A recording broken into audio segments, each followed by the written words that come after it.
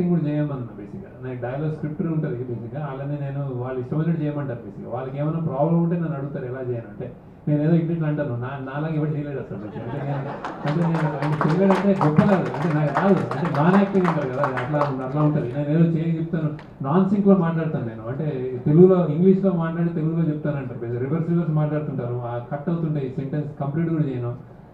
ఇవాళ యాక్చువల్లీ నాకే వింతగా ఉంది, కొంచెం క్లారిటీతో కొంచెం మాట్లాడినట్టు అనిపిస్తుంది.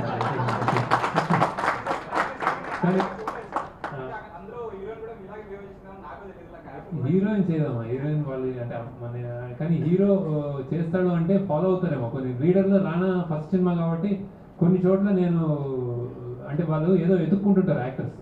అంటే ఇప్పుడు మనం వాళ్ళంతా చిన్నప్పుడు, ఇప్పుడున్న మన హీరోలు ఏంటంటే చిన్నప్పటి నుంచి, ఇప్పుడు చిరంజీవి గారు ఏదో ఎవరితో ఐడెంటిఫై అయినాడు, చిరంజీవి బాలకృష్ణ ఏదో సంథింగ్, ఏదో వెంకటేష్ నాగార్జున ఏదో అలా ఉంటుంది కదా.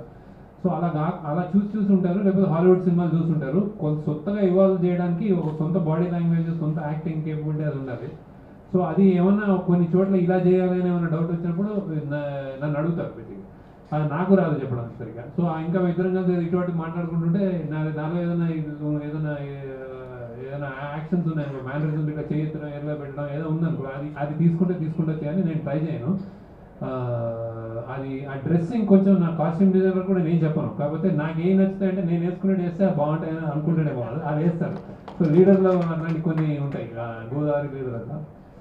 ఈ మధ్య నేను కాన్షియస్గా అసలు నేను కనిపించకూడదని నేను అనుకుంటున్నాను, అంటే అట్లా ట్రై చేస్తున్నాను.